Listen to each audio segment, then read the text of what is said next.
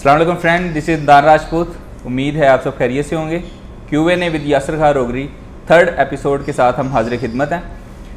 पिछले दिनों नबीश शेख साहब की एक वीडियो लगी और उस पर काफ़ी सवालात उठे, तो उन सवालात को इस सेशन का हमने हिस्सा बनाया है और कुछ जो आप भाइयों ने डायरेक्टली हमसे क्वेश्चन पूछे हैं उनको भी इस सेशन में हम डिस्कस करेंगे।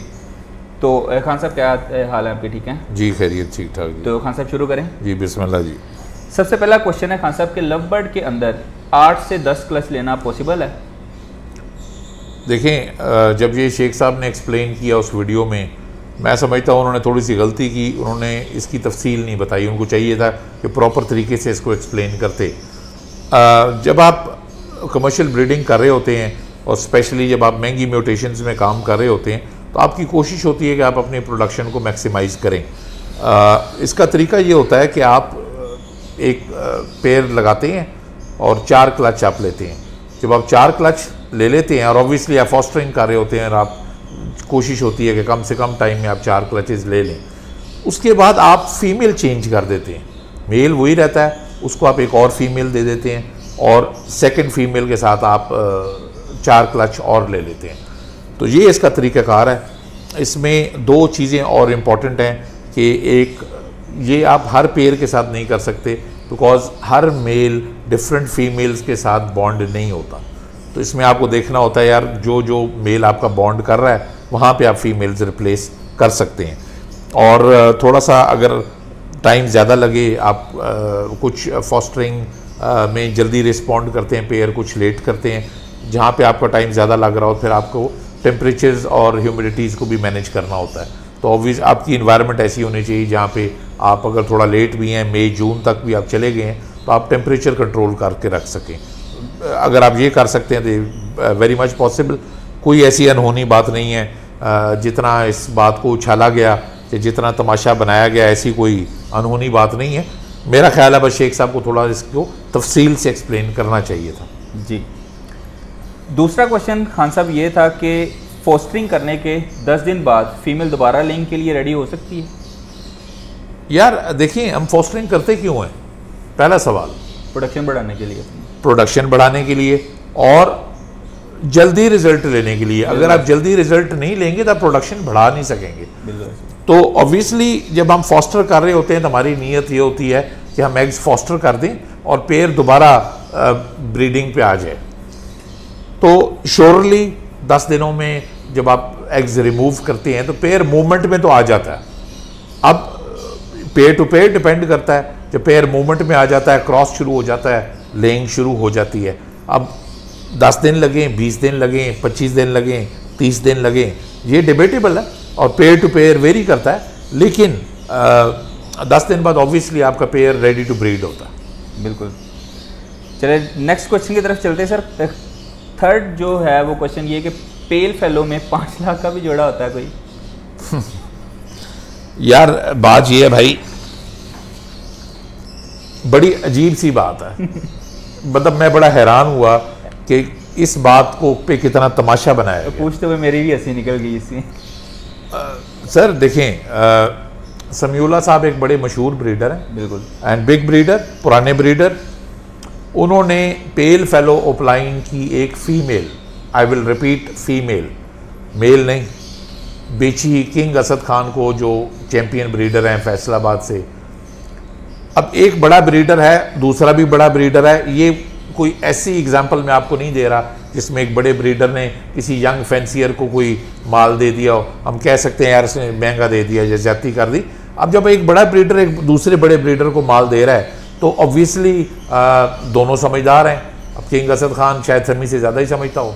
तो सर जी 3 लाख रुपए में पिछले हफ्ते ये सौदा हुआ। 3 लाख रुपए की पेल फेलो ओपलाइन की फीमेल और ग्रीन ओपलाइन, ब्लू ओपलाइन भी नहीं, बेची गई। अब अगर आप खुद समझदार हैं, नए देखने वालों के लिए मैं एक्सप्लेन कर देता हूँ कि opaline is a sex linked mutation और ओपलाइन में mail is always more important and इसी वजह से मेल महंगा होता है। तो अगर फीमेल 3 लाख की है तो आप मेल कितने का होगा? ऑब्वियसली 4-4.5 लाख होना। चलें 4.5 ना भी लगाएं तो 4 तो एटलीस्ट। उसके साथ अगर आप फीमेल मेल के साथ आप फीमेल लगाएं या आप फीमेल के साथ मेल लगाएं तो मतलब जोड़ा तो आपका 4-5 लाख तक चला ही जाता है ना। बिल्कुल ऐसे ही। और हैरानी वाली बात यह है कि इस पे लोग ऐसे हैरान हो रहे थे जैसे पता नहीं क्या बात है, और बहुत सारे लोग हैरान होने का ड्रामा भी कर रहे थे क्योंकि जो लव बर्ड को जानता है उनको इन प्राइसेस का भी पता है। 5 लाख क्या है यार, डन फेलो 24 लाख का जोड़ा है, ऐसे ही है। और 24 लाख का जोड़ा भी एक विजुअल है एक स्प्लिट है, दोनों विजुअल भी नहीं है। मेरे बड़े अच्छे दोस्त हैं डॉक्टर बासित सतार फ्रॉम कराची, उन्होंने अभी 2 डन फेलो पेयर्स बुक किए हैं बिली बदीला से। लोग बड़ा हैवीली इन्वेस्ट करते हैं क्योंकि लोग हैवीली रिटर्न लेते हैं। मतलब कौन सा ऐसा ब्रीडर है जो ये गिला कर सकता है कि उसने लव बर्ड में इन्वेस्टमेंट्स की और उसने अच्छे पैसे या अच्छे रिटर्न नहीं लिया। तो मैं ये समझता हूँ कि ये जो कुछ हुआ ये शेख साहब को टारगेट करने की कोशिश नहीं थी, ये बेसिकली लव बर्ड को टारगेट किया गया, लव बर्ड पे अटैक करने की कोशिश की गई। जब मैंने ये सारी सिचुएशन को एनालाइज किया तो इसमें 3 तरह के लोग थे जिन्होंने ये ट्रोलिंग की और या जिन्होंने इस बात पे काफ़ी तमाशा क्रिएट करने की कोशिश की। Number 1, big bird breeder. अब बिग बर्ड ब्रीडर आप देख लें, और फेसबुक पे पोस्ट वगैरह भी लगी हुई हैं, आप देख लें 90% लोग जिन्होंने ये सारा स्टंट किया, किसी की डिस्प्ले पिक्चर पे अफ्रीकन ग्रे पैरेट की तस्वीर लगी हुई है, किसी के डिस्प्ले पिक्चर पे आपको रा लगा हुआ नज़र आएगा, कहीं मकाओ लगा हुआ नज़र आएगा, कहीं पे कॉकटेल लगा हुआ नज़र आएगा। भाई कॉकटेल, रा, ring neck, African grey breeders का लव बर्ड से क्या ताल्लुक है? को लव बर्ड वाले कमेंट करें, इनको क्या टेंशन है? बिल्कुल ऐसे ही है। आप मतलब आप बिग पैरेट पे कमेंट करें ना। बिल्कुल। दूसरी तरह के लोग कौन थे? बजरी ब्रीडर। और बजरी का भी मैं कहूँगा मैंने कोई रिस्पेक्टेबल ब्रीडर नहीं देखा जिसने कमेंट किया हो, मैंने कोई बड़ा ब्रीडर नहीं देखा। छोटे मोटे ब्रीडर जिनका माल नहीं बिकता वो साड़ निकालने के लिए या नवीज शेख से हसद करने के लिए, या उनका ख्याल है कि शायद वो लव बर्ड को टारगेट करेंगे तो लव बर्ड की सेल्स रिड्यूस होंगी और शायद उनका माल बजरी बिकना शुरू हो जाए या बिग पैरेट बिकना शुरू हो जाए। इससे ज़्यादा कोई नीयत नहीं थी। तीसरी किस्म मैं समझूंगा कि 5-7% लव बर्ड ब्रीडर्स, लेकिन आप उनको एनालाइज कर लें वो लव बर्ड ब्रीडर कौन से थे? लटीनो और albino, Latino albino type breeders, छोटे ब्रीडर्स, या किसी को 2 महीने हुए हैं काम शुरू किए हुए, किसी को 3 महीने हुए हैं, मतलब 3-4 महीने से ज़्यादा एक्सपीरियंस वाला ब्रीडर भी कोई नहीं था। 1-2 ब्रोकर्स की भी मैंने देखी है पोस्ट। ब्रोकर्स की वैसे ही मोहब्बत ज़्यादा है वो, यानी कि लव बर्ड्स के साथ भी और लव बर्ड प्रमोटर्स के साथ भी ऐसे ही है। देखिए जो उसमें नोट करने वाली बात थी, पाकिस्तान में मैं समझता हूँ कि कम से कम ज़्यादा होंगे, लेकिन चलें आप ये कह लें कि 70-80 तो अच्छा ब्रीडर होगा, यानी जो एक डिसेंट लेवल पे ब्रीड ले रहा है, ब्रीड कराना जानता है, ब्रीडिंग को समझता है। मैंने एक किसी ऐसे ब्रीडर का कमेंट नहीं देखा, मैंने किसी एक ब्रीडर की ऐसी पोस्ट नहीं देखी। तो जो लव बर्ड को चला रहे हैं, जो लव बर्ड को समझते हैं, जिनका लव बर्ड में नाम है, वो तो उनको तो कोई इशू नहीं है। बिल्कुल। उनको ना नवीज शेख पे इशू था, ना नवीज शेख के सवालात पे इशू था, ना नवीज शेख की दी गई किसी इंफॉर्मेशन पे इशू था। बिग बर्ड वाले, बजरी वाले या नए शौकीन जिन बेचारों को खैर समझ नहीं है, उनको मैं ये कहूँगा उन बेचारों को समझ ही नहीं है। तो दिस वॉज इट रियली। और इस मौके का फ़ायदा उठा के मैं ये पैगाम देना चाहूँगा कि यार हम एग्रीकल्चरिस्ट हैं, हम एग्रीकल्चर को प्रमोट कर रहे हैं। जब एग्रीकल्चर प्रमोट होगा, लव बर्ड की सेल्स भी बढ़ेगी, बजरी की सेल्स भी बढ़ेगी, बिग बर्ड की भी सेल बढ़ेगी। मतलब we need to support each other, we need to help each other, we need to work for this hobby. इससे क्या फ़र्क पड़ता है कि यार लव बर्ड की सेल इंक्रीज़ हो या रिंग नेक की सेल ज़्यादा हो जाए या बजरी की ज़्यादा हो जाए। जब एग्रीकल्चर एक ब्रीडिंग बिजनेस जो है उसमें बूम आएगा तो हर किसी का मैं समझता हूँ अपना टेम्परामेंट है। लव बर्ड रखने वालों का अपना शौक़ है, अपनी कुछ बजरी ब्रीडर्स जो हैं वो अपनी तरह के लोग हैं, उनका अपना शौक़ है। इसी तरह जिनको बिग बर्ड पसंद है उनको बिग बर्ड पसंद है, मतलब वो कभी बिग बर्ड छोड़ के लव बर्ड नहीं करेगा। तो हॉबी को प्रमोट करना चाहिए, एग्रीकल्चर को प्रमोट करना चाहिए। ये इस तरह की लेग पुलिंग्स करके या किसी से हसद करके या किसी एक बर्ड को टारगेट करने की कोशिश करके कुछ हासिल नहीं होने लगा। सही, यूजलेस। बिल्कुल। और दूसरा ये है कि अगर प्रमोट किया जा रहा है तो सबके लिए फ़ायदा है ना, हर बंदा तो उसकी ज़रूरत पूरी नहीं कर सकता। सर देखिए, मैं आपको एक बड़े मज़े का किस्सा सुनाता हूँ। 2017 में मेरे पास 8-10 पेयर लगे हुए थे पार ब्लू के। बड़े मशहूर ब्रीडर हैं, इमरान तौकीर, बड़े अच्छे दोस्त हैं। उनको हम इमरान कुकू के नाम से कुछ लोग जानते हैं, सीनियर ब्रीडर हैं।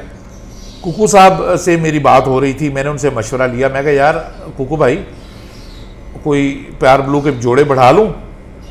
तो उन्होंने कहा नहीं, हंस के कहका मार के, ओ तू पागल है, जेड़े है ने उन्होंने भी घटा दे, बिल्कुल मर गया है, डेड हो गया है, पार ब्लू फिनिश। आज सर 2020 है और मैं समझता हूँ कि जो डिमांड इस वक्त पार ब्लू की देखने को आ रही है या देखने को मिल रही है वो कभी भी नहीं थी। ऐसे ही है। तो ये कैसे है, क्यों है, किसकी मरहूने मिन्नत है? ये जो आज छोटे ब्रीडर्स छोटा मोटा इन्वेस्ट करके 1-2-3 जोड़े लगा के एक रोज़गार कमा रहे हैं, अपनी इनकम को सपोर्ट कर रहे हैं, वो किसकी मेहरबानी है, किसकी वजह से है? आज पार ब्लू की डिमांड क्रिएट करने वाला, उसको उठाने वाला कौन है? जो प्रमोट कर रहे हैं लबर्ड। Sir promoters, लबर्ड promoters, agriculture promoters. तो मतलब आपको तो मशकूर होना चाहिए जो हॉबी को प्रमोट कर रहे हैं लोग। इसमें मैं ये नहीं कहता कि सिर्फ नवीद शेख है, और बहुत सारे लोग हैं। वजात मुनव्वर है, वो लड़का अच्छा काम कर रहा है। डॉक्टर सऊद साहब हैं कराची में, वो काम कर रहे हैं। अदनान राजपूत साहब हैं सर, छोटी मोटी एफर्ट ये भी करते रहते हैं, और बहुत सारे लोग हैं।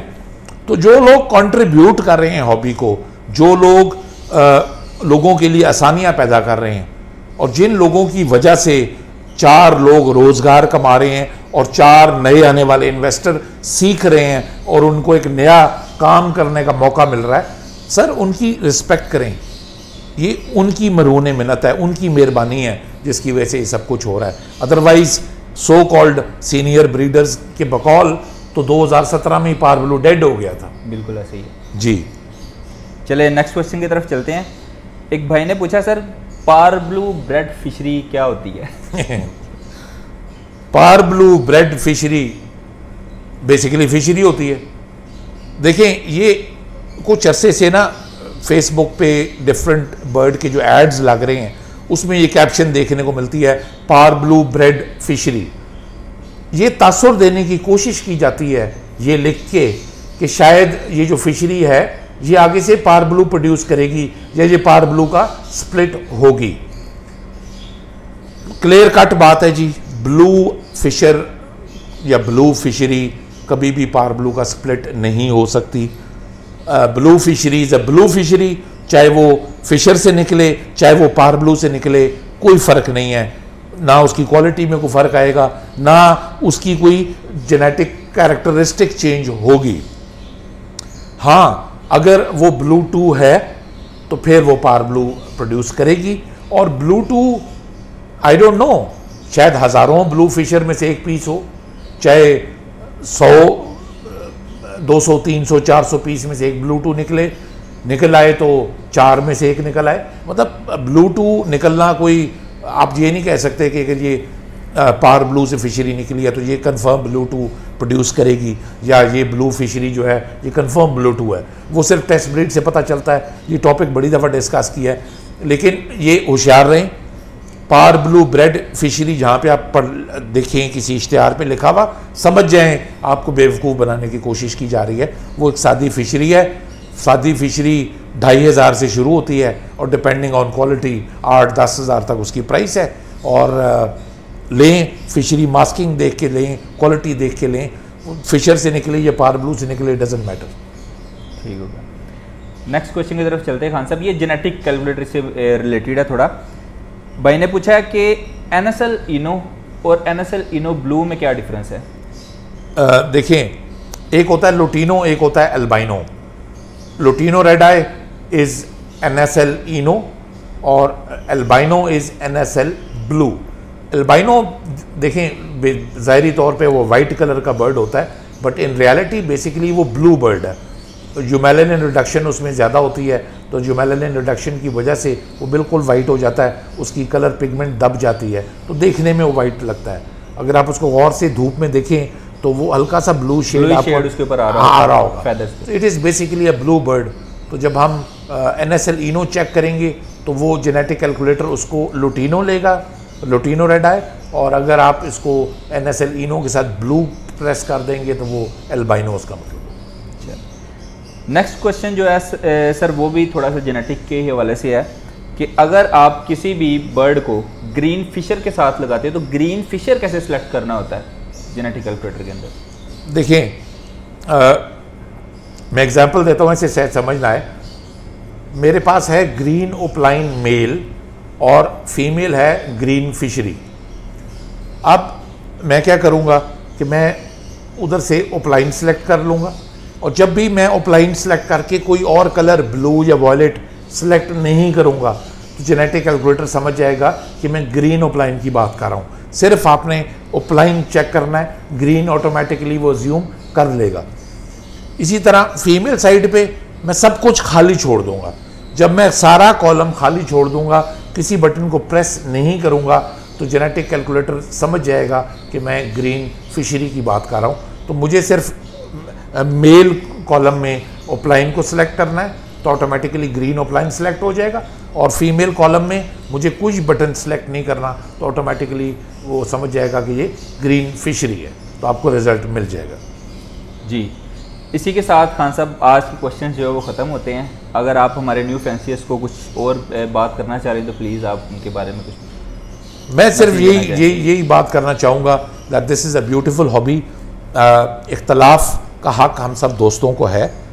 आप मेरे से भी इख्तलाफ कर सकते हैं, मैं भी आपसे इख्तलाफ कर सकता हूँ, अदनान से इख्तलाफ कर सकता हूँ। इख्तलाफ का राइट हम सबको है, लेकिन इख्तलाफ करने में डिसरिस्पेक्ट इन्वॉल्व नहीं होनी चाहिए। किसी को डिसरिस्पेक्ट करने की कोशिश करना, ज़ातियत पे आना, किसी की पर्सनल तरीके से किसी को उछालना, I think that is not on. Respect करें, रिस्पेक्ट कराएं, और ये बहुत खूबसूरत हॉबी है।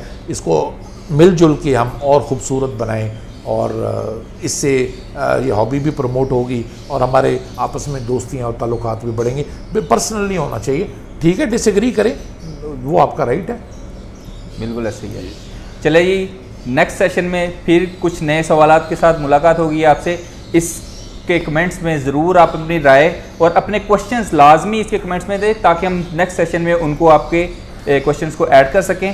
तो जल्द ही आपसे मुलाकात होती है फ्रेश एक नए एपिसोड के साथ। उम्मीद है आप सब खैरियत से रहेंगे। अल्लाह हाफिज़, थैंक यू सो मच।